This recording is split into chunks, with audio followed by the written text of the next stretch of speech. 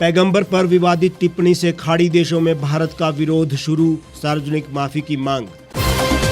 British PM ने विश्वास मत जीता, बोरिस जॉनसन बने रहेंगे प्रधानमंत्री। 359 में से 211 सांसदों ने उन पर भरोसा जताया।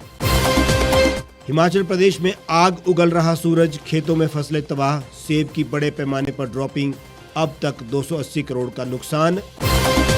और कुपवाड़ा और सोपोर में आतंकवादियों और सुरक्षा बलों की मुठभेड़, अब तक 3 आतंकी ढेर।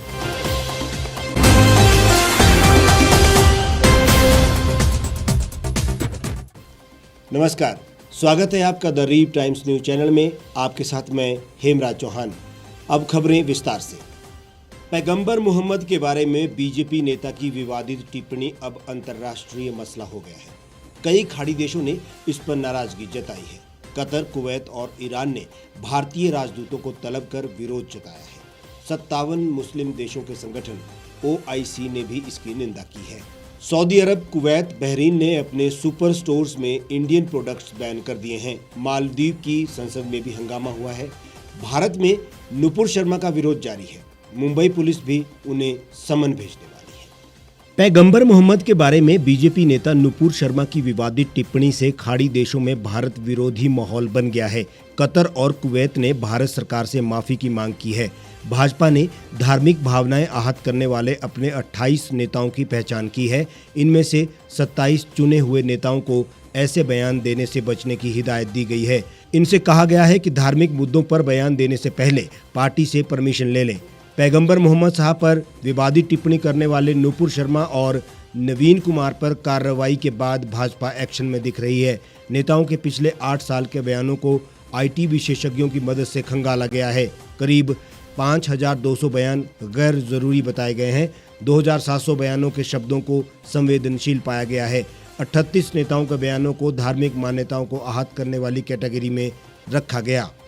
इस्लामिक सहयोग संगठन ने भारत की आलोचना करते हुए UN से मुसलमानों के अधिकारों की सुरक्षा सुनिश्चित करने की मांग की है। इधर भारत ने OIC के बयान को संकीर्ण बताया है। विदेश मंत्रालय के प्रवक्ता अरिंदम बागची ने कहा, कुछ लोगों की अमर्यादित टिप्पणी भारत सरकार के विचारों को प्रदर्शित नहीं करती है। ब्रिटिश प्रधानमंत्री बोरिस जॉनसन ने सोमवार को विश्वास मत जीत लिया। अविश्वास प्रस्ताव उन्हीं की सत्तारूढ़ कंजर्वेटिव पार्टी के सांसद लाए थे। जॉनसन ने अपने 59% सांसदों का समर्थन हासिल किया। कुल 359 सांसदों में से 211 के वोट उन्हें मिले। जॉनसन का इस साल का अधिकांश समय कोविड लॉकडाउन के दौरान पार्टी करने के आरोपों और विपक्ष के हमलों से अपनी सरकार का बचाव करने में बीता है। पार्टी गेट स्कैंडल को लेकर लंबे समय से उनकी सरकार दबाव में थी। कोरोना के कड़े प्रतिबंधों के बीच भी उन्होंने और उनके स्टाफ ने प्रधानमंत्री निवास 10 डाउनिंग स्ट्रीट पर कई ऐसी पार्टी आयोजित की जिन्होंने कोरोना नियमों का उल्लंघन किया। इसके लिए पुलिस ने उन पर जुर्माना भी लगाया था। इसके अलावा उनकी पार्टी के कई सांसद सरकार से इस बात पर नाराज थे कि वे सरकार की कंट्रोवर्शियल नीतियों का बचाव करते थे और सरकार बाद में नीतियों में बदलाव कर देती थी। इन्हीं वजहों से पार्टी के सांसद जॉनसन को प्रभावी नेता के तौर पर नहीं देख पा रहे थे। अविश्वास प्रस्ताव आने के बाद से उनके उत्तराधिकारी की चर्चा शुरू हो गई थी। मीडिया में चर्चा थी कि अगर बोरिस की कुर्सी गई तो उनके करीबी 4 नेताओं में से कोई एक प्राइम मिनिस्टर बन सकता है। अविश्वास प्रस्ताव मत पर सभी सांसद मतदान करते हैं। नतीजा साधारण बहुमत से निर्धारित होता है। जॉनसन को हटाने के लिए कम से कम 180 सांसदों का समर्थन जरूरी था, लेकिन जॉनसन इसमें कामयाब हुए। हिमाचल प्रदेश में सूरज आग उगल रहा है। इससे सेब और नकदी फसलें नष्ट हो रही हैं। सूखे के कारण सेब की बड़े पैमाने पर ड्रॉपिंग और फूलगोभी, मटर, शिमला मिर्च, फ्रांसबीन और आलू की फसल को जमीन में नमी सूख जाने से नुकसान हो रहा है।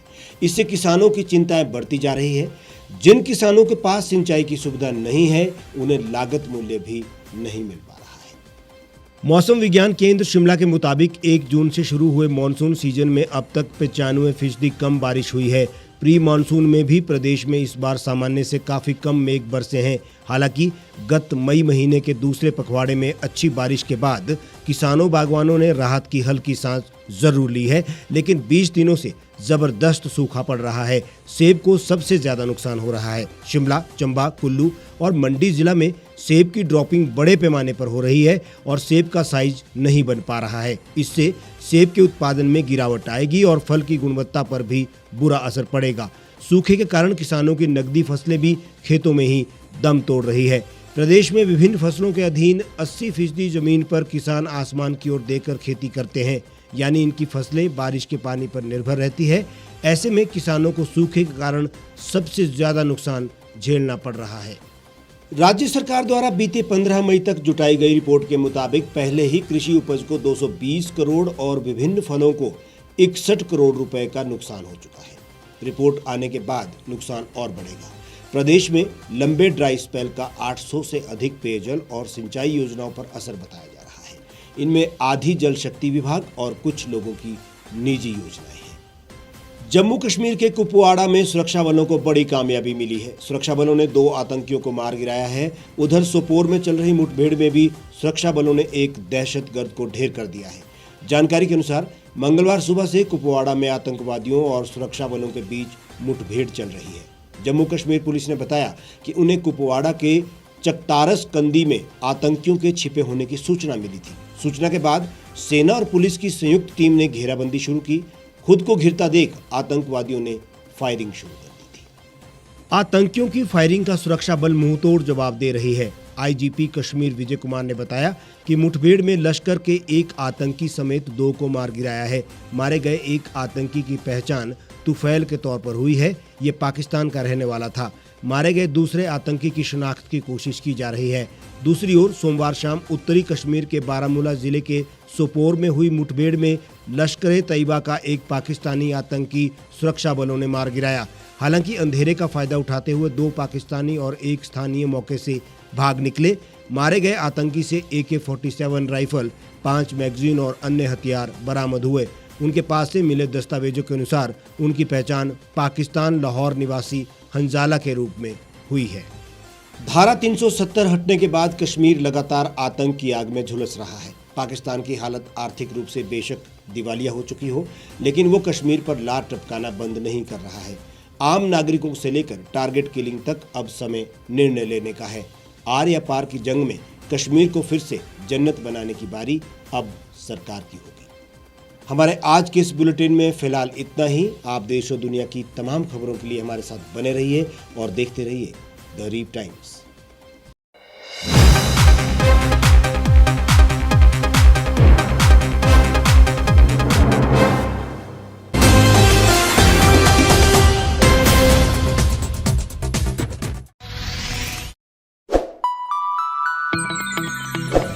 खबरों में बने रहने के लिए सब्सक्राइब करें द रीप टाइम्स, लाइक और शेयर करना ना भूलें।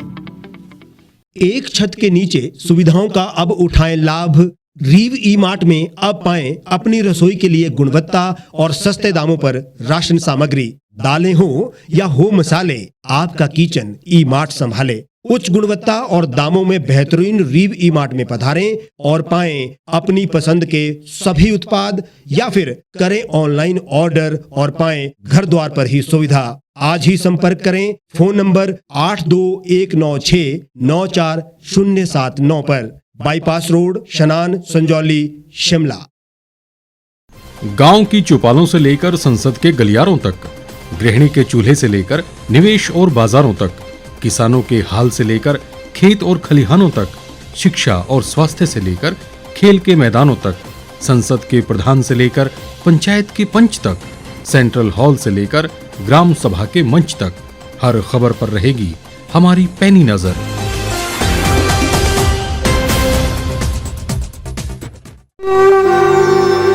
भारतवर्ष, जिसे आप दशकों से सुनते आए हैं कि सोने की चिड़िया थी।